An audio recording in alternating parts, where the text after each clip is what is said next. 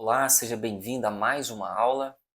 Hoje, continuando a estudar sobre o Credo Apostólico, especificamente sobre o artigo Creio na Santa Igreja Católica, parte 3. Se você não tivesse caído nesse canal aqui, ou você é meu aluno, veja os outros artigos anteriores, você precisa estudar, existe uma sequência de estudos que a gente precisa até chegar nesse artigo aqui especificamente, né? Pois bem, aí você pode começar o nosso curso desde a aula 1, mas especificamente a partir da aula número 6, salvo engano, que nós começamos exatamente o estudo do Credo Apostólico, que na verdade é o coração da fé católica, né? Muito bem.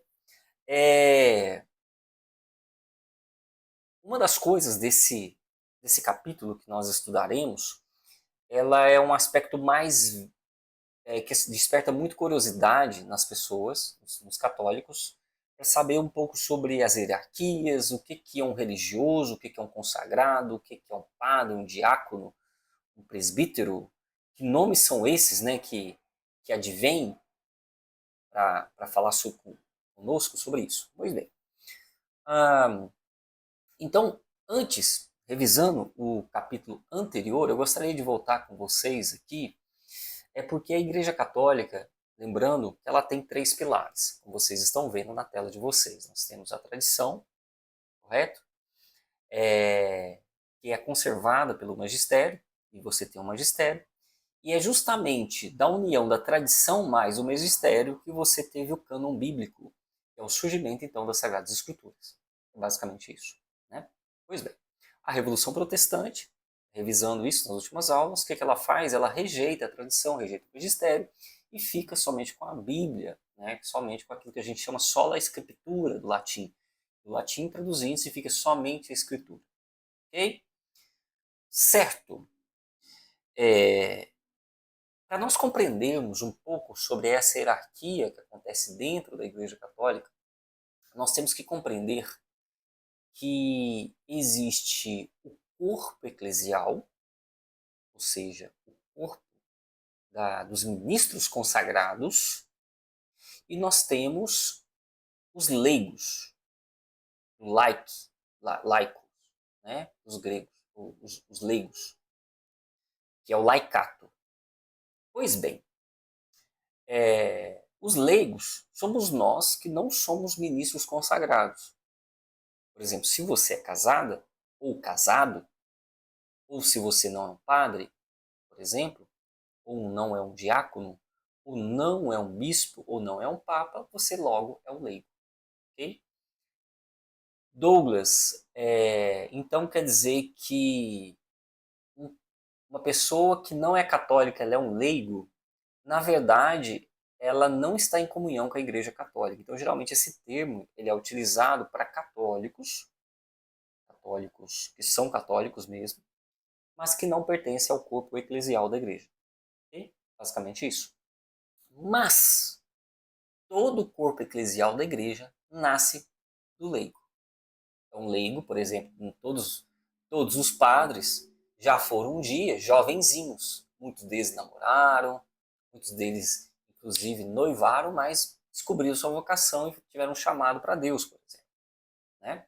Daí, então, nós temos que surge dos leigos, surge o corpo eclesial da igreja. Sabendo disso, eu queria, então, avançar com vocês aqui no nosso capítulo, que é o seguinte. Olha só. Vamos lá. Aqui, ó. Eu gostaria que vocês pegassem somente essa parte, onde nós esse esquema aqui do lado, esse esqueminha aqui do lado, bem onde que eu estou apontando, sobre os leigos, essa parte sobre os leigos. O que acontece? Os leigos somos nós. Por exemplo, uma família que tem a criança, um casal de menino e menina e os pais, aquela família, aquela chamada igreja doméstica, já é um nome para se falar sobre a família, umas referências, você vai nos documentos eclesiais, vai estar escrito lá, igreja doméstica. Caramba, esse negócio de igreja doméstica. Igreja doméstica está falando da família. Né? que é a primeira igreja e que é a célula unitária da sustentabilidade, não gosto desse termo sustentabilidade, porque ela foi subvertido, né, pelas ideologias modernas, mas ela é a sustentação de todo mundo. Se dá pela família, se dá pela igreja doméstica. E é dentro da família que surgem as vocações. Exemplo, é dentro da família que surge a vocação da paternidade, da maternidade, do matrimônio. É dentro da família que surge e que ensina as virtudes. É dentro da família, então, que surge a, as vocações religiosas. Né? Se você for estudar histórias dos santos, por exemplo, Santa Teresinha, ou até mesmo alguns santos, não todos, mas eles adviram de... Essas vocações foram despertadas ainda dentro da família. Né? Isso era muito comum antigamente.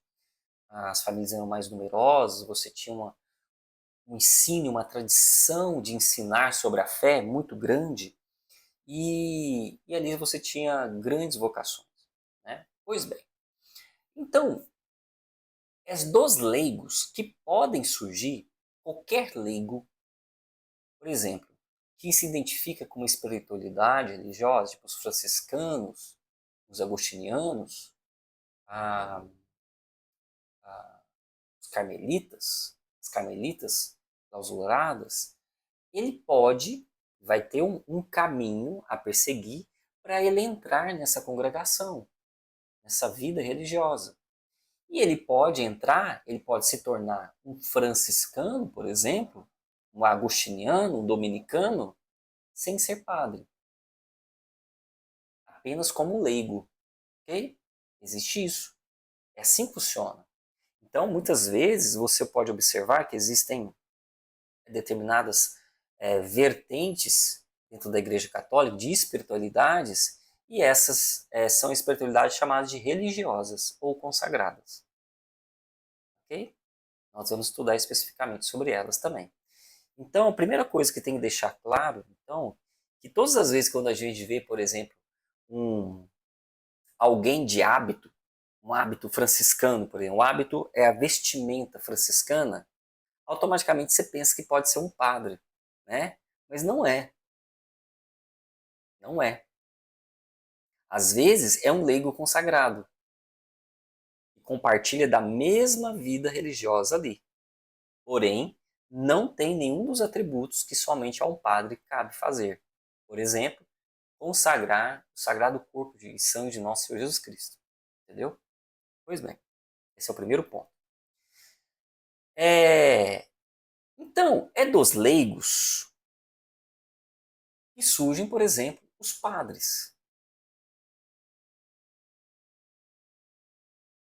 O menino, ele tem a vocação, ele vai fazer, ele vai ter um período de estudo vocacional, né, o vocacionato, onde vai ter um acompanhamento para saber ali se ele realmente tem a vocação. Né? E depois ele tem a vocação, então ele adentra uma coisa chamada seminário. Seminário é uma instituição onde ele vai passar um tempo de formação. Obrigatoriamente ele tem que ser formado em filosofia. Todo padre tem que ser formado em filosofia. Por que, Douglas? Não entendi. Por que todo padre tem que ser formado em filosofia? É algo muito simples. A teologia, como a disciplina maior e a sabedoria máxima, você só consegue fazer teologia ou pensar teologia se você tiver ferramentas, um ferramentário. E esse ferramentário, esse conjunto de ferramentas, ele é dado pela filosofia. Entende? Por isso, todo padre, obrigatoriamente, ele tem que se formar em filosofia. Obrigatoriamente. Porque senão, você vai correr em erros de raciocínio sobre a revelação divina. Isso é muito importante, isso é uma diferença muito grande que acontece, por exemplo, em algumas denominações protestantes. Eles são só formados em teologia, mas eles não têm um ferramentário para se pensar teologia racionalmente. Por isso é muito interessante que as pessoas, existe uma crença, isso é uma crença moderna, nós não vamos falar historicamente a evolução dela, no sentido de as origens dela, mas é a falácia de fé e razão como coisas opostas. Quem professa isso, primeiramente, não tem um conhecimento histórico, não tem um conhecimento do que é do, do que é o real, então não tem um conhecimento do que é o real, né? Mas por que acontece esse erro? Porque as pessoas não estudam. E aí, pelo dialeto, pelo recebimento de caguetes prontos, que são frases prontas, as pessoas não debruçam sobre isso e aceitam. Por isso que existe a crença, isso é realmente uma crença, tá? De que existe diferença entre fé e razão. Sendo que justamente você precisa da razão para ter fé. Não tem jeito, né?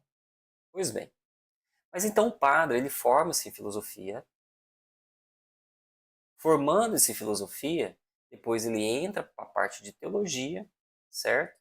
E depois disso ele tem uma parte de, como se fosse estágio, né? Ele antes se torna um diácono temporário, certo? Então nós temos os níveis, né? Então primeiro ele é um diácono. Aí se ele falar assim, não, eu não tenho vocação para padre, porque eu vejo que eu tenho uma necessidade de formar uma família, casar, né? Nesse caso, ele pode ter a opção de parar ali e virar um diácono chamado diácono permanente, certo? Pois bem, depois que ele vira um diácono permanente, aí ele, por exemplo, tem outras funções dentro do corpo eclesial. Ok? Bem, mas suponhamos, não, eu ainda quero ser padre. Então ele vira um diácono temporário e depois ele é ordenado padre. É uma liturgia muito linda, né? O processo de ordenação de padres. E se esse padre, por exemplo, ele quiser se tornar um religioso, ele pode se tornar um religioso.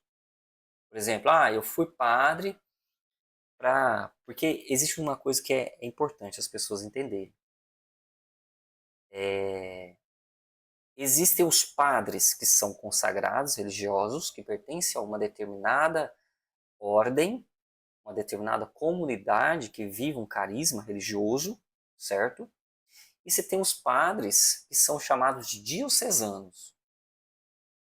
Esses padres que são chamados diocesanos, eles compõem a ordenação direta da diocese. Então eles têm uma ligação direta com o bispo. Os padres religiosos, eles estão dentro da diocese e também fazem, estão sob a hierarquia desse bispo. Porém, dentro da comunidade religiosa dele, da consagração, da congregação religiosa dele, da ordem, ele existe um superior. Existe um superior. E esse superior é que comanda então essa comunidade internamente. Entende? Por exemplo, na minha cidade aqui tem os agostinianos. Os agostinianos, eles estão sobre os agostinianos porque deriva do carisma e das virtudes religiosas, das virtudes de Santo Agostinho. Agostinho de Hipona, né, que foi bispo de Hipona. Santo Agostinho escreveu livros, né, um excelente teólogo, se não me engano, aqui, por exemplo, escreveu esse livro aqui chamado Confissões. Tá vendo? Então, por exemplo, é desse Santo Agostinho, que deriva então o carisma dessa ordem. Certo? Só que dentro deles, dentro dos agostinianos, eles têm lá o seu superior, que comanda, né, que dá as diretrizes ali daquela vida religiosa, certo? Bem, dentro dos padres, então, é dentro dos padres que você, então, consagra, ordena bispos. Então, todo bispo um dia já foi padre. Todo bispo um dia já foi padre, certo? Ah, Douglas, tem bispos que são agostinianos? Tem bispos que são agostinianos. Tem bispos que são franciscanos? Sim, tem bispos que são franciscanos, que derivam da ordem religiosa franciscana. Entende? Isso é muito importante saber. E dentro do corpo dos bispos se elege aquilo que nós chamamos de cardeais. Significa que o cardeal tem mais atributo religioso, consegue fazer mais coisas que o bispo? Não. Espiritualmente falando, ele faz as mesmas coisas que o bispo. Os cardeais é como se fosse um cargo específico, são bispos que são indicados e elegidos pelo Papa, que formam o corpo magisterial dele mais próximo, certo? E eles adquirem também funções específicas na estrutura do Vaticano, em alguns casos. Dentro desse corpo, então, de bispos, ou seja, de cardeais, no caso, durante o processo ali, por exemplo, você tem a morte de um papa, você precisa eleger o novo sucessor de Pedro, os candidatos ao papado advêm do corpo cardenalício, dos cardeais. Entende? Deu para entender? O Papa vem dos cardeais. Os cardeais, eles advêm dos bispos. Os bispos advêm dos padres. E os padres advêm da família. Presta bastante atenção, que é uma analogia muito interessante. Você está vendo aqui no nosso esqueminha? Dá uma olhada, presta bastante atenção no nosso esqueminha. Olha só, a base do nosso esquema está a família. E você está vendo que existe uma hierarquia, certo? Pergunto, se eu corromper a família, o que sustenta essa hierarquia? O que sustenta as novas vocações? Tudo ruim. Por isso que a Igreja Católica dá tanta importância à família. Porque ela é a origem de todas as vocações. E é por isso que ela é tão atacada hoje em dia. Né? É como se eu tirasse o sustento. Eu estou sentado em uma cadeira e suponhamos que ela tem, cada um desses pilares aqui é um membro da minha família. Você concorda comigo se esses membros corromperem, foram desvirtuosos, foram mundanos, eu vou cair. Porque eles são a minha base. Então tudo que eu sou deriva, obviamente, do núcleo familiar, da igreja doméstica. As vocações derivam da igreja doméstica, inclusive as vocações religiosas. Essas vocações religiosas darão a padres. Esses padres poderão ser consagrados a bispos. Esses bispos poderão ser eleitos como cardeais. E cada um desses cardeais podem ser eleitos como papa. Okay? Na atual data de hoje, no ano de 2025, esse vídeo é gravado, nós tivemos o conclave. Primeiro teve-se a morte do Papa Francisco, e elegeu-se o Papa Leão XIV. Aqueles que tiveram acompanhado o conclave perceberão que os cardeais, você pode ver que ele tem um gorrinho vermelho, né? Você já viu que todo o cardeal geralmente utiliza um gorro vermelho, certo? E o bispo, os cardeais utilizam para você ver, eles têm essas vestimentas preta, geralmente vermelha, né? Ou um hábito vermelho. E é deles, então, que o cardeal Prevost, né, sobrenome Prevost, Robert Prevost, foi eleito como Papa, certo? Uai, Douglas, mas por que ele foi eleito como Papa e por que mudou de nome? Lembra-se que nós temos a tradição, como nós conservamos isso de maneira clara, porque foi algo dado direto pelos apóstolos? Pois bem, qual que é o nome antes da conversão de Pedro? Simão. Jesus, quando entrega a igreja para Simão, para Pedro, fala assim: agora vós sois Pedro. Então você tem essa conversão. Uai, e Saulo? Quem era Saulo? Sabe o apóstolo Paulo? Pois bem, o apóstolo Paulo, antes ele era Saulo. Sempre tem isso, tá? Por isso que muitas coisas que não se entende da Igreja Católica é porque nós estamos em uma sociedade anti-histórica. Vamos ser muito sinceros, a gente odeia história. Culturalmente falando, no Brasil, nós somos uma sociedade iletrada. E eu estava até falando com meus alunos essa semana, faça o seguinte exercício. Já percebeu a quantidade de pessoas ao seu redor que emitem opiniões e nunca fazem perguntas sobre a realidade? Ela nunca faz uma pergunta sobre a realidade. Ah, como que é isso? Como que é aquilo? Ela já assume que sabe a realidade e já emite a sua opinião. Perceba nos comentários, por exemplo. Muitas vezes as pessoas não fazem perguntas.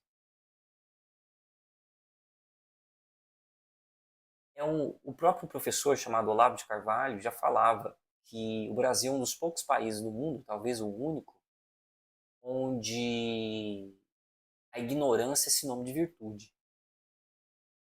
E que a ignorância é utilizada como argumento.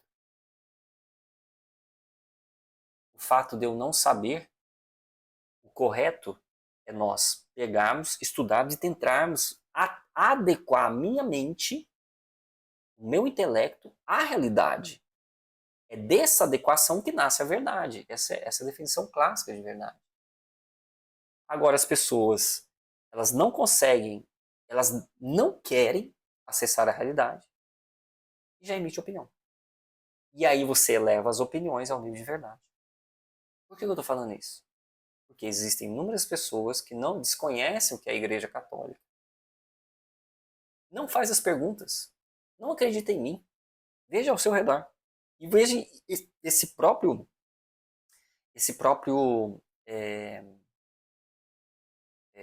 exercício, esse próprio vício em você. Nós brasileiros temos esse problema. Isso é muito sério.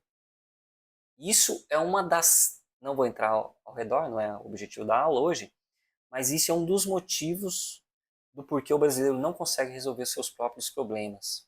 E geralmente delega a outros que também não conseguem. Por isso da falácia da política, que a política irá resolver. Meu caro, se a pessoa não consegue adequar propriamente a realidade mais imediata dela para resolver os seus próprios problemas, você acha que você vai delegando para outro, você vai conseguir? Nunca. Mas, pois bem, voltando aqui ao assunto. Então você tem essa hierarquia, certo? O Papa como o bispo da igreja, o ordenador, o chefe da igreja. Os bispos, você tem os padres e você tem os leigos. Uai, Douglas, e as freiras? As freiras, elas advêm dos leigos e já passa para uma vida consagrada imediatamente. Aí depende. Tem inúmeras ordens de freira. Oblatas de São José, Oblatas de Nazaré. Por exemplo, a Madre Teresa Calcutá, ela era uma freira consagrada, certo? A Santa Clara era uma freira.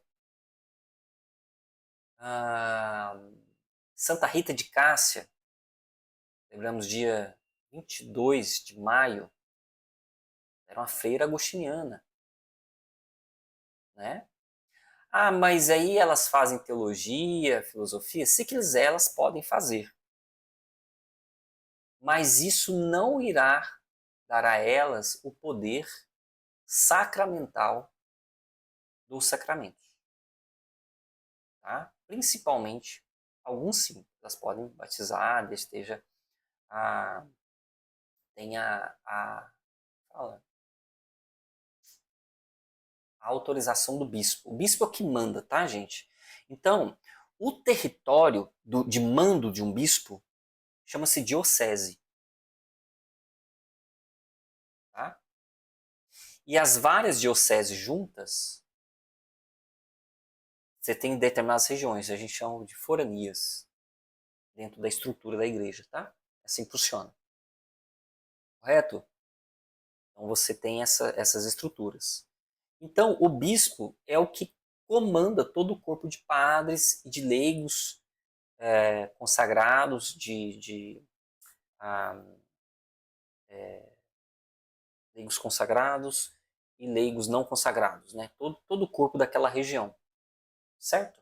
Então você vai ter, diocese aqui em Goiás, diocese de Goiânia, diocese de São Luís de Montes Belos, em São Paulo, diocese de Osasco, diocese de Santo André, diocese lá em Minas, Divinópolis, Ouro Preto, Mariana, e assim por diante, tá?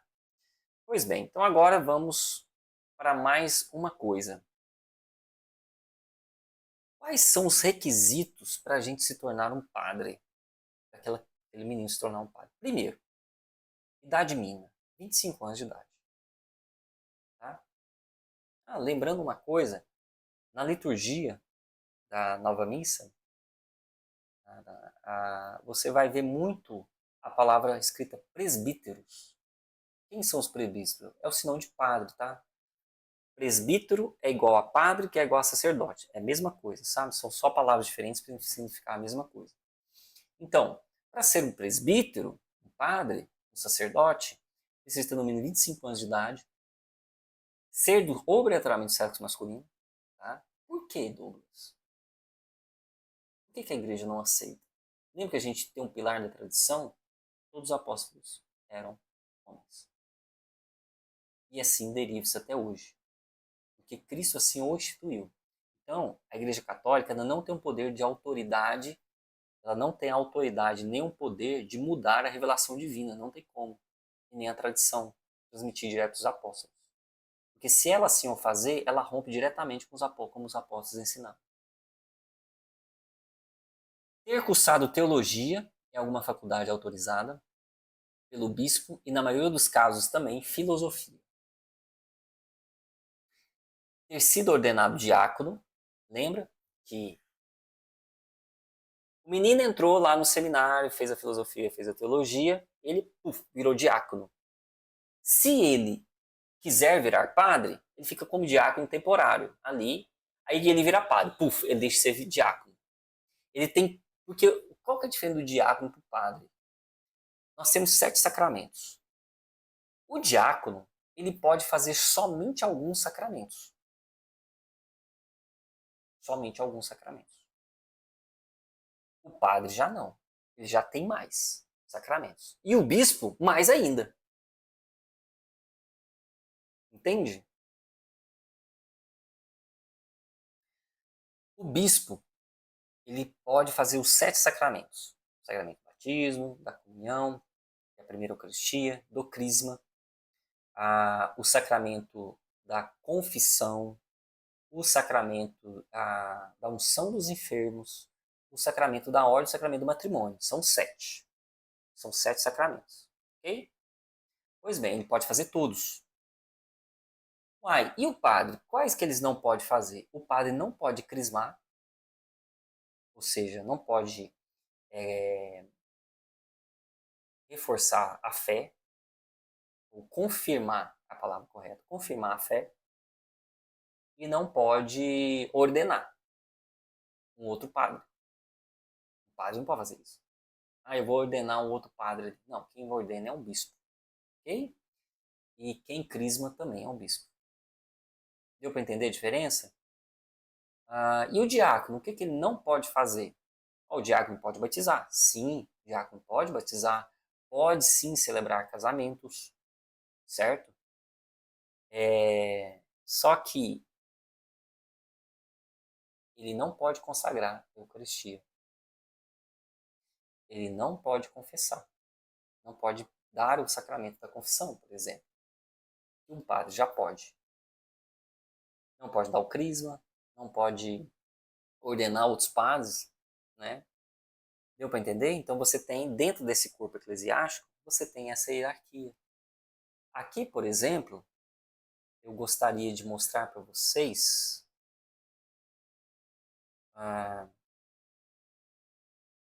esse aqui é da apostila número 2 do nosso curso, mas ficou muito esclarecido sobre o que é o sacramento da ordem, como você o identifica nas vestimentas dos nossos membros eclesiásticos. Como é que você identifica um diácono? Um diácono, você tem uma faixa que é por cima da batina do padre, a vestimenta da casula do padre, na verdade o nome é casula, que você consegue identificar. Primeiro, se ele tiver a faixa atravessada, ele é um diácono. Se ele tiver a faixa por completo, atravessada por completo, ele é um padre. Agora, se ele tiver um chapeuzinho de triângulo chamado mitra, um manto e um cajado, nós estamos diante do bispo. Só pode utilizar o cajado um bispo, só pode utilizar a mitra um bispo. Okay? Entendeu? Essas são as 3 hierarquias que nós temos aqui dentro do corpo eclesiástico. Certo? Muito bem, então dado isso, pessoal, nós adentramos agora no 5º pilar, que é para ser padre, ele tem que permanecer solteiro a vida inteira. Nós damos o nome disso de celibato, certo? Pois bem. E quais são os quesitos para ser um bispo? Primeiro, todo bispo tem que ser referência. Logo, ser firme na fé, ter bons costumes, piedade e zelo pelas almas. O objetivo do bispo não é administrativo, tá? O objetivo do bispo é o zelo, a salvação das almas. Tem que ter sabedoria, prudência, muito difícil, e ser eminente em virtudes humanas. Boa reputação, ter mais de 35 anos de idade, ser padre pelo menos 5 anos, doutorado ou mestrado na área de teologia, ou ser nomeado diretamente pelo Papa. Tá? Lembre-se que a igreja é uma monarquia. Ela não é uma democracia, é uma monarquia. Então o Papa, ele é o monarca da igreja. Então, que é a única estrutura real que funciona de verdade na face da Terra. Certo? A prova disso é que a família funcional, ela é uma monarquia, onde você tem um pai de família que é o rei, a mãe que é a rainha e os filhos que são os herdeiros como o príncipe. Onde o poder de mando fica com o pai, você tem a hierarquia da mãe sobre os filhos, correto? Agora vamos tentar implantar um regime democrático de votação, como o pessoal quer hoje em dia e pensa que funciona. São 2 pais e 4 crianças. Crianças assim, abaixo de 10 anos de idade. Aí você coloca para votação o que eles vão querer comer final de semana. Vai funcionar? Não vai funcionar.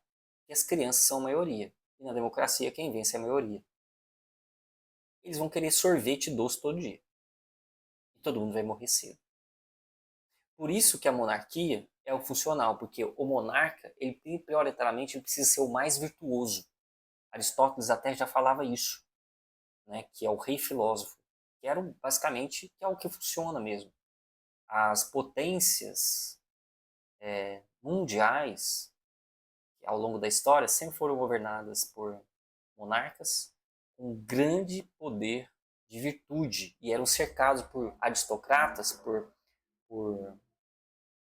pessoas que também tinham extremamente virtudes. E eles tinham esse poder. Eles sabiam que era melhor para pessoas por meio das suas virtudes. Entendeu?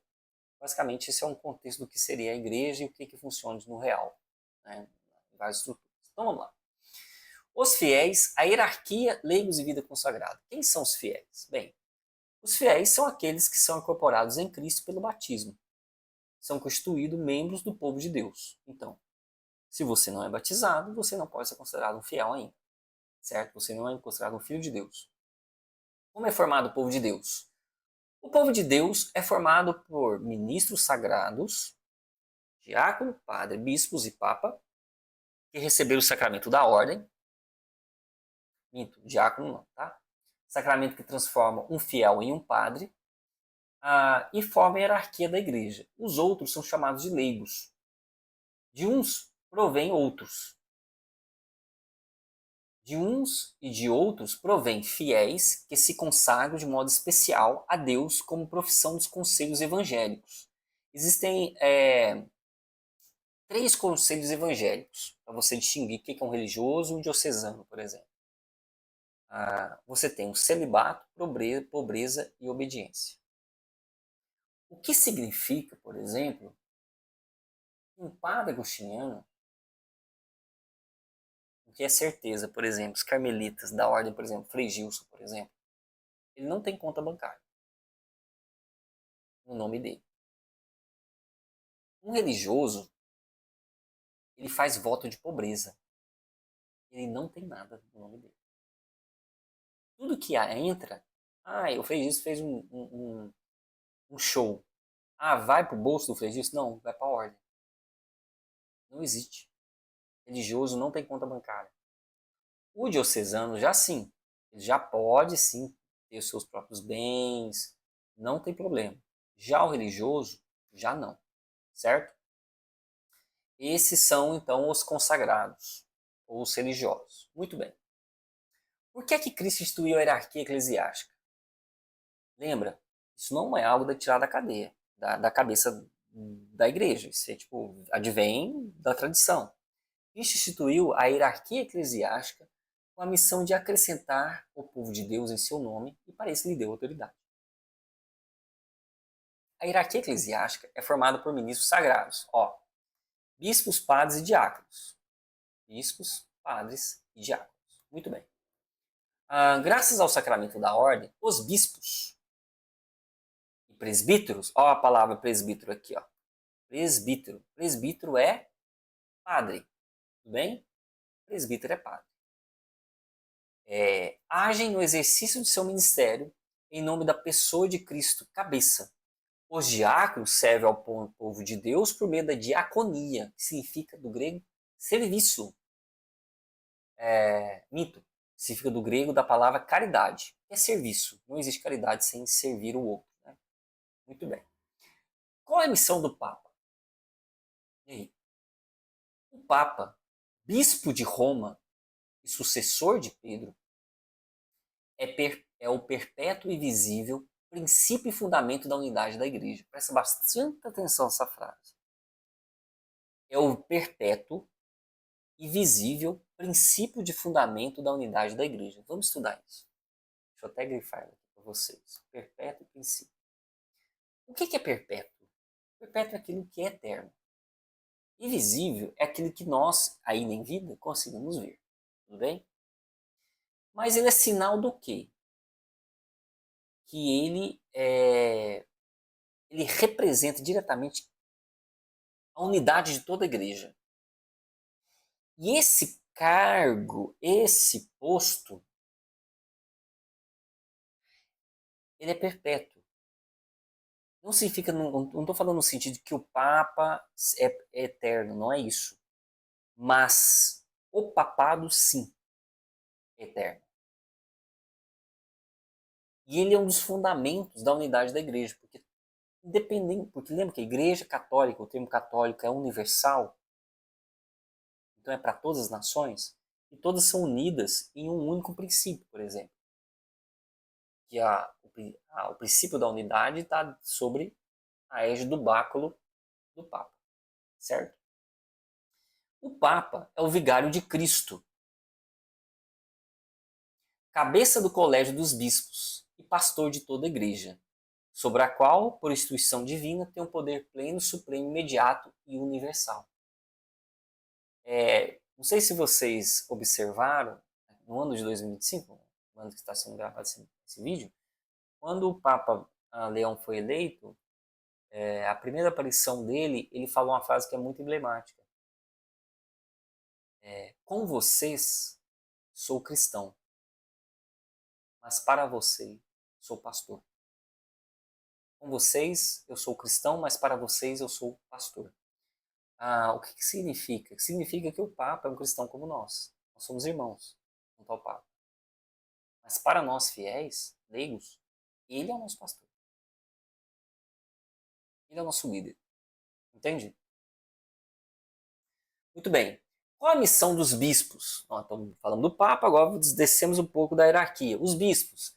Os bispos, em comunhão com o Papa, e nunca sem ele, isso é muito importante, tá? Nunca sem ele, porque se o Papa romper com. Se o bispo romper com o Papa, ou qualquer fiel romper com o Papa, ele não está em comunhão com a igreja. Automaticamente ele está ex-comunhão. Excomungado.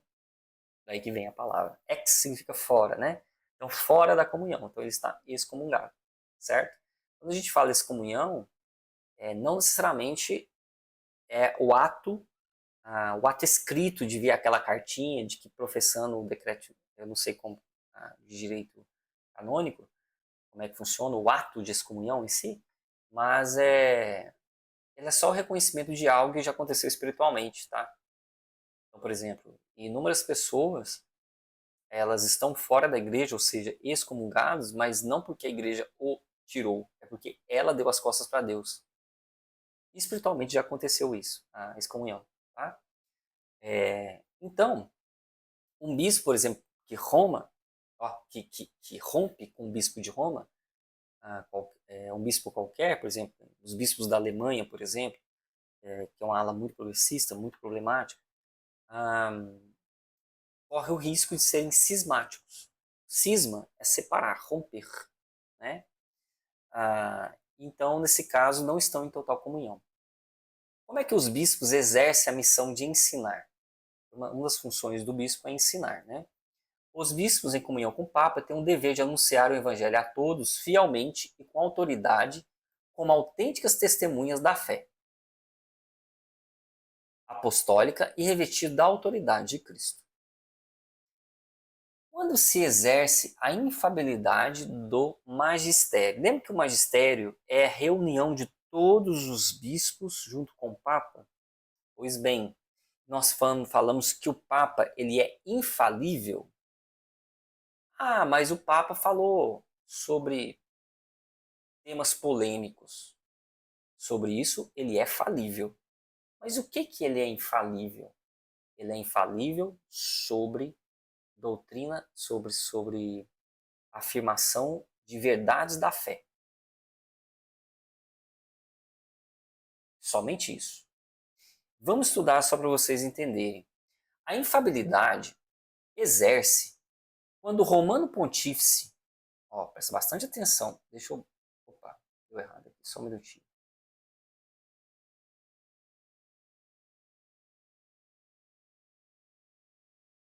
A infalibilidade exerce quando o Romano Pontífice, que é o Papa,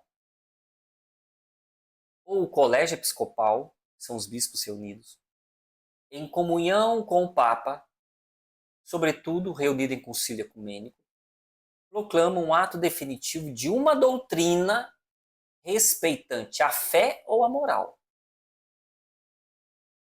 Somente é isso. Respeitante uma doutrina, respeito. Só exerce a infalibilidade quando se trata de doutrina relaciona a fé ou a moral. E quando o Papa e os bispos, no seu magistério ordinário, concordam ao propor uma doutrina como definitivas de tais ensinamentos. Cada fiel deve aderir com obséquio por fé.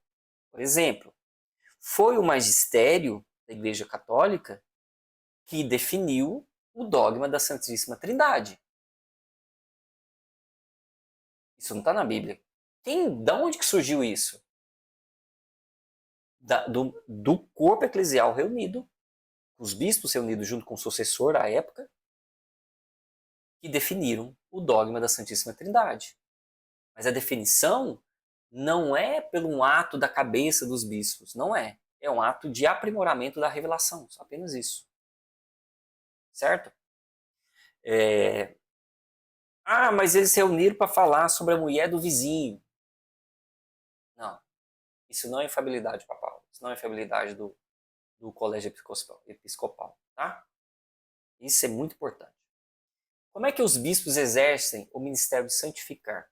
Os bispos santificam a igreja, dispensando graças de Cristo mediante o ministério da palavra, anúncio do evangelho, e dos sacramentos. São 7 sacramentos que ele tem o total poder de professá-los, de ministrá-los, aliás. E com oração, o seu exemplo e trabalho. Então todo bispo tem que ser exemplo. É aquela velha frase, velho adágio, falando que palavras convencem, mas o testemunho arrasta. Faz um experimento com uma pessoa, você fala, você já viu isso, já aconteceu na sua vida. Muito possivelmente você identificou pessoas que falam uma coisa, mas agem completamente diferente do que ela falou. E outras pessoas que nunca professaram nada sobre isso, mas você já vê no comportamento delas e aquilo te convence. Por isso que o bispo existe, porque todo mundo está olhando para ele, todo mundo está olhando para o Papa. Ele tem que ser exemplo para nós católicos, certo? Por isso que todo mundo tem esse olhar. Então, por isso que nas suas orações você sempre tem que colocar os bispos. Não é em todo lugar no Brasil, mas no terço, por exemplo, eu advenho de Minas Gerais, lá é muito comum, Diocese de Divinópolis, né? É muito comum, durante as jaculatórias do terço, o que é um jaculatório? Uma pequena oração. Você está, antes de iniciar um novo mistério, estou rezando mistérios gloriosos, né, por exemplo. Aí você fala assim, abençoai o Papa, abençoai o Padre, o Santo Padre, o Papa, nossos bispos,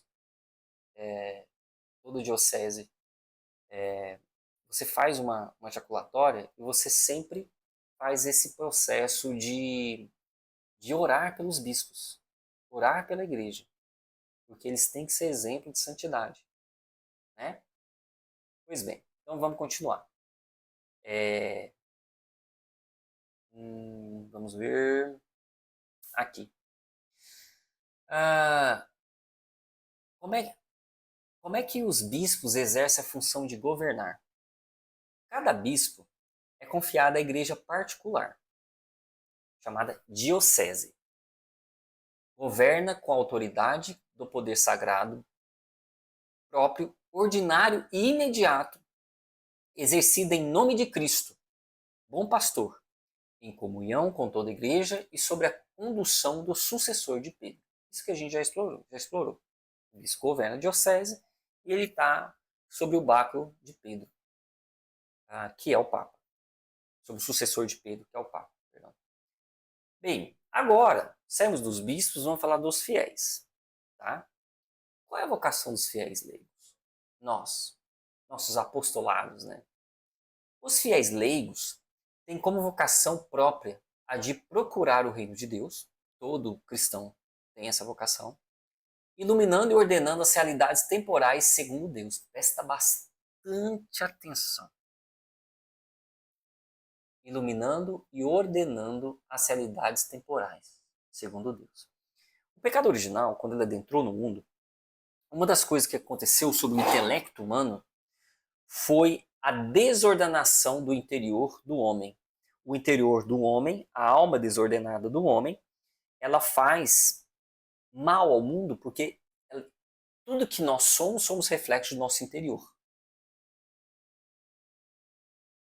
Por isso que as palavras falam aquilo que o coração está cheio. Já assim falava a Sagrada Escritura. Então, se uma pessoa ela tem a alma desordenada, que advém, obviamente, do pecado original, mas também pelos vícios criados pelo seu próprio livre-arbítrio, exercendo seu próprio livre-arbítrio, ele acaba desordenando o mundo, correto? Pega, por exemplo, o Brasil. Vamos pegar especificamente uma das funções mais nobres de doação às outras pessoas, que é o político. É o governador, vereador, prefeito, essas coisas. Pergunto a vocês, a política brasileira,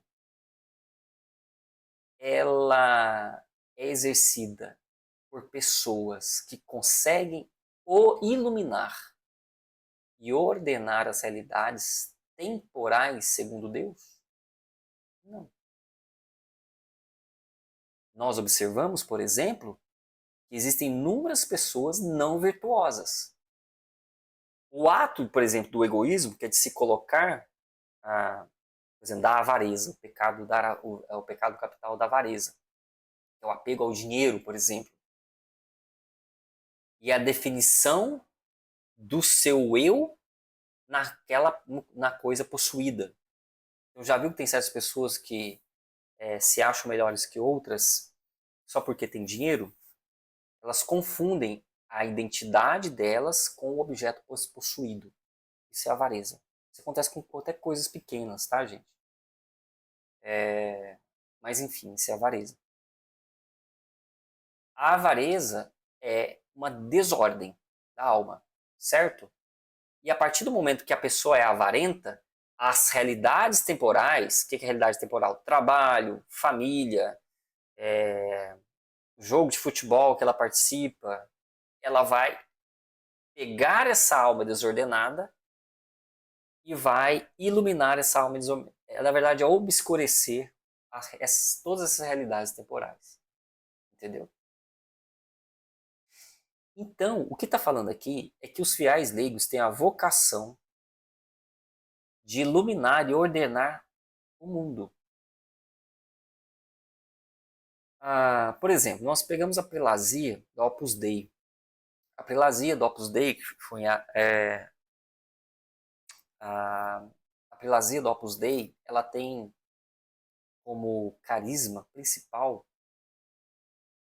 a evangelização por meio do trabalho. Porque é por meio do trabalho, por meio do cristão, vivendo em sociedade, fazendo a sua atividade, que ele muda o mundo. Dentro da renovação carismática católica, nós temos um movimento chamado Ministérios e Universidades Renovadas, que visa formar profissionais do reino de Deus.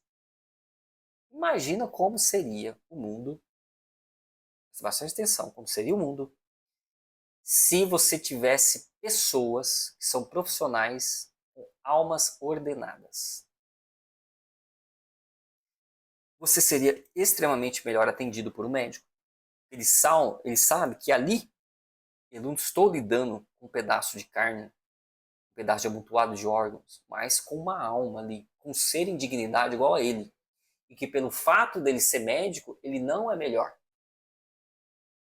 As pessoas, por exemplo, que têm uma certa orgulho, é um dos primeiros, é um pecado mãe, né, um dos principais pecados, se acham melhores, se acham autossuficientes sem a graça de Deus, eles também confundem um pouco porque a avareza ela é filha do orgulho.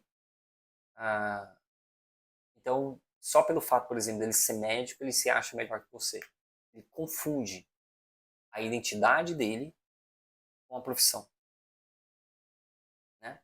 Pois bem. Imagina se o mundo fosse feito por pessoas e leigos de almas ordenadas que procuram o reino de Deus.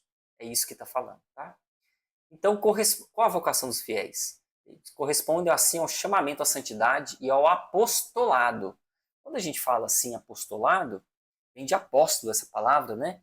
Que significa apostolado é, por exemplo, uma missão. Ah, apostolado de São José. O que o apostolado de São José faz, suponhamos? Ah, que nosso apostolado de São José, ele pega crianças e ensina música. Nosso apostolado não é filantropia, tá, gente? Porque filantropia é muito diferente de caridade.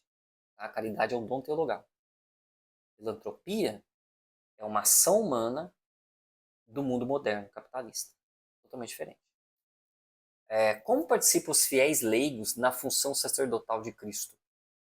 Participam nela oferecendo a sua vida com todas as suas obras, orações e iniciativas apostólicas, a vida familiar, o trabalho de cada dia, as agruras da vida suportadas com paciência e os lazeres corporais e espirituais. Presta bastante atenção que isso é tirado do Catecismo da Igreja Católica, que é algo oficial. Quer dizer que a Igreja Católica não abomina para o lazer corporal? Quer dizer que eu posso jogar meu futebol, posso ir no parque, posso pedalar? Mas claro, mas é claro, porque isso contribui para a ordenação da sua alma. Isso contribui para o aumento da sua fortaleza, por exemplo. Você adquire capacidade física. E assim você consegue professar melhor o reino de Deus. Pois bem, deste modo, os leigos dedicados e consagrados pelo Espírito Santo oferecem a Deus o próprio mundo. Isso é muito da Opus Dei, esse parágrafo aqui. Como os leigos participam da sua função profética? Aí lembro, gente, é o seguinte, ó. Existem os três ministérios de Cristo, né? Que é o ministério sacerdotal, que é Cristo sacerdote, Cristo profeta e Cristo rei. E aí esses três parágrafos estão abordando sobre isso. Agora a gente vai para o Cristo, como que os leigos participam do lado profético de Cristo. Participam nela, colhendo cada vez mais na fé e na palavra de Cristo e anunciando-a ao mundo com testemunho da vida e da palavra, da ação evangelizadora e a catequese. O que eu estou exercendo aqui, por exemplo, estou ensinando sobre a doutrina de Cristo e estou participando da função profética de Cristo na igreja. Como participo da função real, Cristo Rei? Os leigos participam da função real de Cristo, tendo recebido dele o poder de vencer o pecado em si mesmos e no mundo, mediante a abnegação de si e a santidade da vida. Exercem vários ministérios ao serviço da comunidade. Impregnam o valor moral nas atividades temporais do homem e as instituições da sociedade. Vamos lá. Aqui. O que é... Deixa eu só subir um pouquinho aqui. O que é vida consagrada?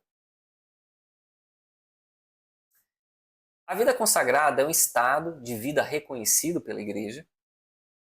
É uma resposta livre a um chamamento particular de Cristo. É livre, tá? Livre. Do mesmo jeito, se você quiser virar diácono, padre, é livre.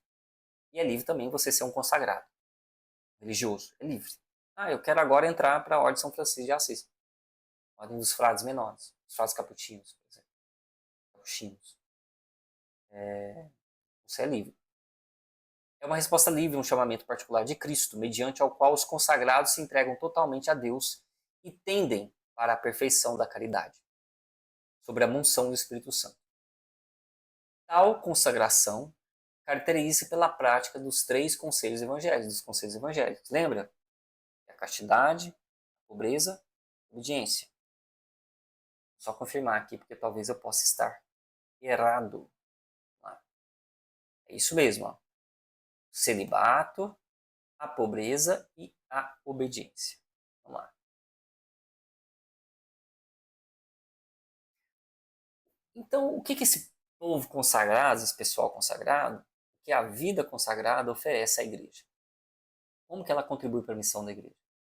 A vida consagrada participa da missão da igreja mediante uma plena dedicação a Cristo e aos irmãos.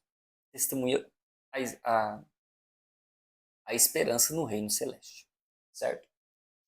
Aqui, pessoal, eu coloquei para vocês algumas imagens para vocês conhecerem melhor.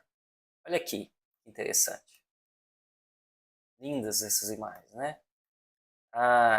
Na sua tela nós temos aqui os beneditinos, que são derivados da ordem pelo seu fundador, São Bento. Eles chamam de beneditinos. Vamos ver o que é a ordem de São Bento? A ordem de São Bento são monges que vivem em monastérios em profunda oração e trabalho e obediência. Nós temos os dominicanos, considerada a ordem dos pregadores, possuem o carisma de serem livres para contemplar e levar aos outros o contemplado. Eles contemplam, são profundamente eucarísticos, né? Isto é a verdade que é Jesus. Olha aqui, as carmelitas, essas aqui são as carmelitas recoletas do Carmelo, né? Ordem surgida lá no Monte Carmelo. O principal objetivo da Ordem do Carmelo é amar a Deus e viver na presença dele. Vivem o silêncio. É algo muito raro hoje no mundo. A solidão, o retiro e o afastamento das coisas mundanas. A oração contínua e a meditação das verdades eternas. Geralmente dentro dessas ordens clausuradas, você tem, e das ordens religiosas, né, quando os irmãos se reúnem juntos, eles têm um quadro de horários, de atividades que eles têm que fazer lá dentro, né, hora de orar, todo mundo ora junto, né. Se você tiver a oportunidade de passar um tempo dentro de uma ordem dessas, assim o faça. É muito bacana. É é muito interessante assim para você. Vamos lá. Aqui nós temos as oblatas de São José, irmãs ou irmãos que procuram viver escondido em Cristo, cuidam do rebanho em vistas dos interesses de Jesus e propagam a devoção de São José. Olha os franciscanos aqui. Os franciscanos, comunhão de uma vida com os mais humildes, recusa do domínio exercido pelo dinheiro, busca de uma comunidade humana verdadeiramente fraterna, sentindo o gosto pela pessoa concreta, acolhimento e respeito pela natureza. Tudo isto vivido numa compreensão viva e tocante da humanidade de Deus. Por fim, aqui, como exemplo, a gente colocou isso aqui. Tem no Brasil, tá? São os arautos do Evangelho. Os arautos do Evangelho têm como espiritualidade acerçada em três pontos eclesiais. Três pontos essenciais. A Eucaristia, Maria e o Papa. Eles têm uma devoção mariana fantástica. Sim, E se você tiver a oportunidade de um dia ver e eles se vestem exatamente dessa maneira, né? Você vê que são vestimentas lindíssimas. Eu tive a oportunidade de visitá-los em Ponta Grossa, no Paraná, e o contato também com deles em Viçosa, em Minas Gerais, e é impressionante. A presença da vestimenta, você vê como que a modéstia, o modo de vestir, ele transmite Deus. Lembra que eu te falei que a alma desordenada, ela desordena o mundo e ela aparenta ser desordenada. Da mesma coisa a alma ordenada. Então por isso que as vestes litúrgicas são muito importantes, certo? Muito bem. Vamos passar para frente. Aí eu gostaria, isso é algo que muito possivelmente você nunca ouviu falar. Existem igrejas católicas que rezam a missa de modo diferente? Sim. Existem igrejas que praticam ritos litúrgicos, isto é, a maneira de celebrar a missa do rito é diferente do rito romano. Então, será que tem igrejas católicas? Como assim? Igreja católica não é uma só? Sim. É uma só. Mas tem, então, vertentes ou unidades da Igreja Católica que se fazem? Sim, tem. Essas igrejas são realmente católicas e reconhecem o Papa como sumo pontífice? Sim. Elas reconhecem o Papa e estão em plena comunhão com a Santa Igreja. Uai. Mas afinal, quais são as igrejas que formam a Igreja Católica? Pessoal, a Igreja Católica ela é formada de, ao todo,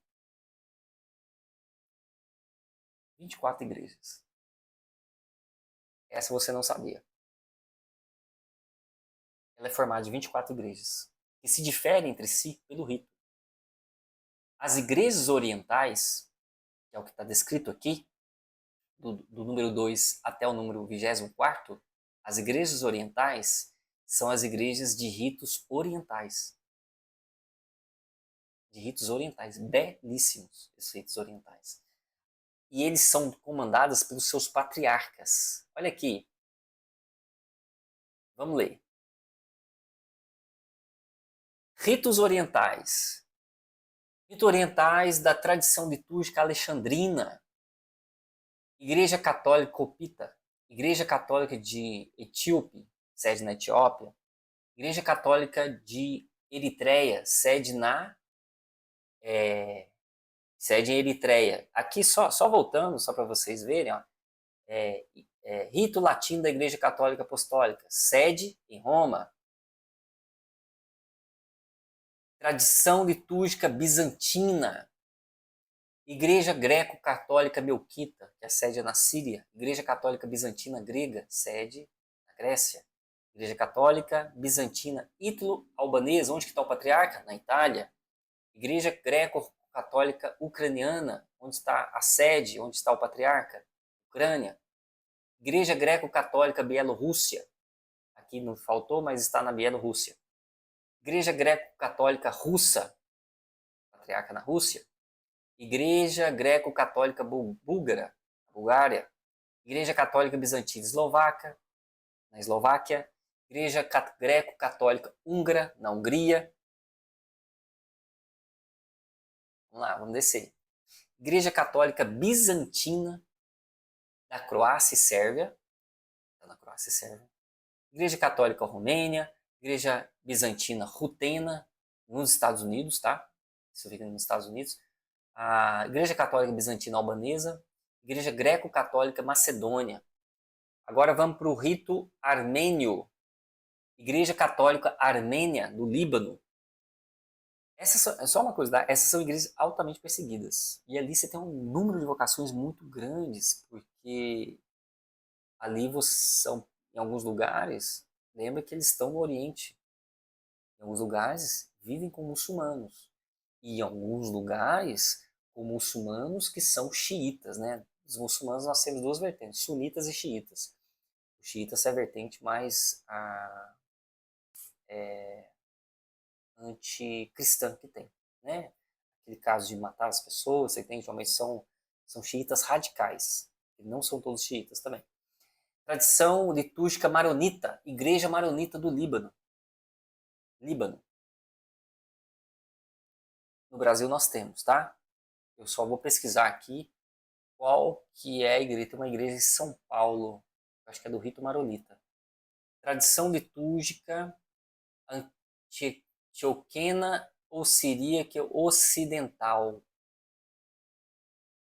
Igreja Católica Siríaca, que é no Líbano. A Igreja Católica Sírio-Malankar, que é na Índia. E finalizando, a tradição litúrgica caldeia ou siríaca oriental. Nós temos a Igreja Católica caldeia, no Iraque. E nós temos a Igreja Católica Sírio-Malankar, na Índia. Aqui repetiu, pessoal, perdão. Tá? Aqui está o exemplo, por exemplo. O exemplo, por exemplo, foi ótimo. Aqui nós temos uma imagem.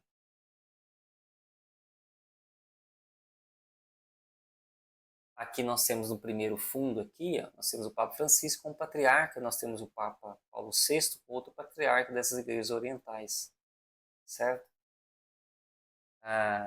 aqui nós temos inúmeras fotos de encontro. Gente, eu acho lindo essas vestimentas, sabe? Principalmente esses aqui, por exemplo, são patriarcas das igrejas, né, que estão em comunhão com a Igreja Católica, certo? Lindíssimo isso. Muito bem. Para você conhecer mais, onde que será que então estranho mesmo é católico mesmo? Aqui existe um decreto, Orientalium Ecclesiam, que é sobre as igrejas orientais católicas, que é promulgada pelo Papa Paulo VI. Vamos ler aqui só apenas o primeiro parágrafo, talvez fique um pouco pequeno para vocês aí na tela, mas vamos lá. A Igreja Católica aprecia as instituições, os ritos litúrgicos, as tradições eclesiais e a disciplina cristã das igrejas orientais. Com efeito, ilustres em razão de sua venerada antiguidade, eles são antiguíssimas. Nelas brilham aquela tradição que vem dos apóstolos através dos padres. Olha, e que constitui parte do patrimônio divinamente revelado, o indivíduo da Igreja Universal. Lembra que nós temos a tradição, a Igreja é una?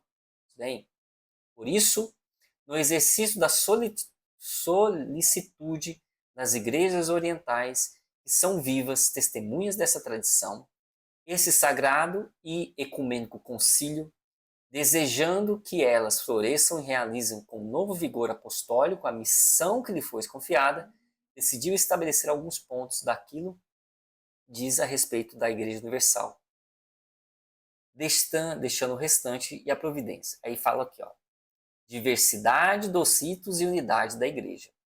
A Santa Igreja Católica, o corpo místico de Cristo, consta de fiéis que se unem organicamente no Espírito Santo e na fé, pelos mesmos sacramentos, pelo mesmo regime, juntando-se em vários grupos unidos pela hierarquia, constituem as igrejas particulares ou os ritos.